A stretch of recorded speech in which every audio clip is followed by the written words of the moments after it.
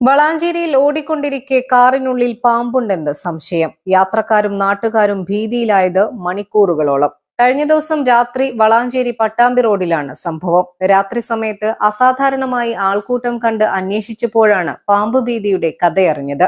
കൊപ്പത്ത് നിന്ന് കുറ്റിപ്പുറത്തേക്കുള്ള യാത്രയിലായിരുന്നു കുറ്റിപ്പുറം സ്വദേശികളായ കുടുംബം.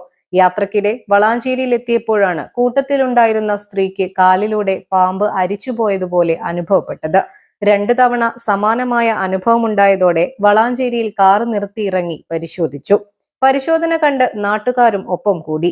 വഴിയാത്രക്കാരും ചേർന്ന് റിറ്റ്സ് കാർ മുഴുവൻ അരിച്ചുപെറുക്കിയെങ്കിലും പാമ്പിനെ കണ്ടെത്താനായില്ല.